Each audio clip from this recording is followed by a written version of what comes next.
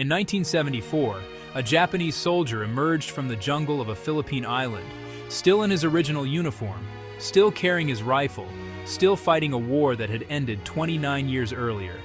His name was Hiroo Onoda. He was not mad. He was not lost. He simply had never been told the war was over. And because no one had told him, he refused to believe it. This is the most extraordinary story of loyalty, isolation, and survival in the history of modern warfare.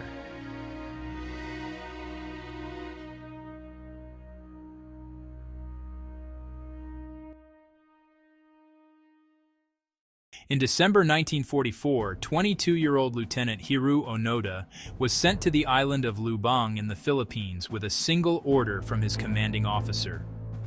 Hold the island, carry out guerrilla warfare, do not surrender, do not take your own life. His commander's final words to him were direct and absolute. It may take 3 years, it may take 5 years, but whatever happens, we will come back for you. Onoda took those words as a sworn military oath. He was a Japanese Imperial Army officer. Disobeying a direct order was simply not a category that existed in his mind.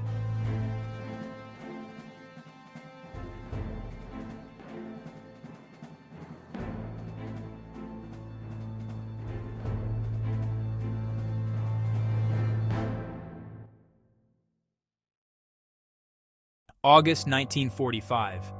Japan surrendered unconditionally to the Allied forces. World War II was over.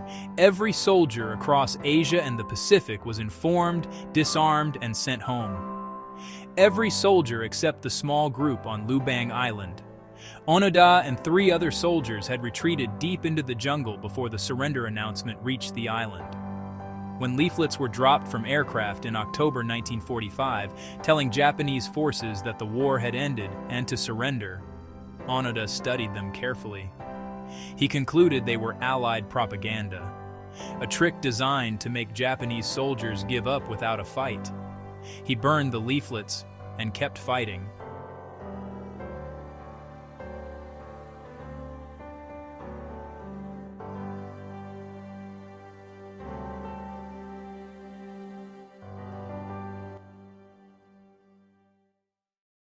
One by one, the years passed. One by one, the other soldiers with Onoda either surrendered or were killed. By 1972, Onoda was completely alone in the jungle. He had been fighting for 27 years. Over those decades, search parties were sent to find him. His own family traveled to Lubang and broadcast messages over loudspeakers from the jungle edge, begging him to come out. Newspapers were dropped. Photographs of his family were scattered through the jungle. Official documents declaring the war over were left in places he would find them. Onoda found them all, and rejected them all. Each one, he concluded, was an elaborate enemy deception, because his commanding officer had given him an order, and no one with the authority to cancel that order had ever come. Hiroo, please come out. Your family's waiting for you.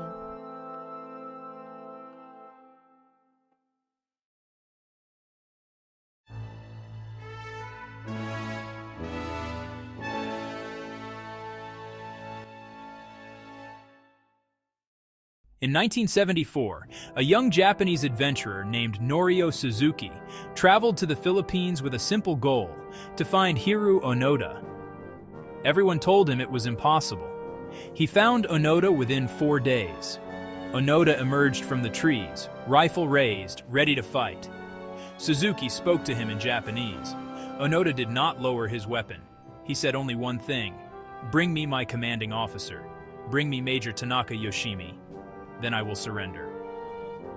Suzuki returned to Japan. He found Major Tanaka, now an elderly man living quietly in retirement. He explained what had happened. Tanaka agreed to return to Lubang.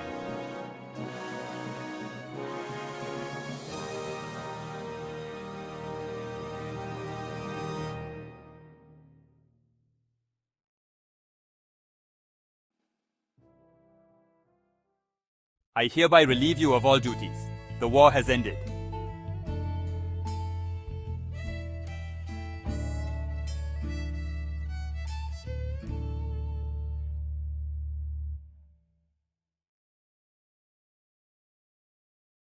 Hiroo Onoda returned to Japan as a national hero.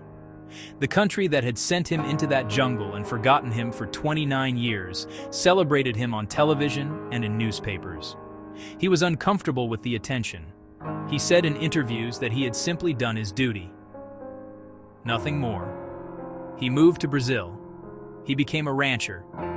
He lived quietly for the rest of his life, away from the cameras and the ceremonies. He died in 2014 at the age of 91, having spent more of his adult life fighting a war that did not exist than living in the peace that surrounded him. The last question a journalist ever asked him was whether he regretted it. Onoda thought for a long moment.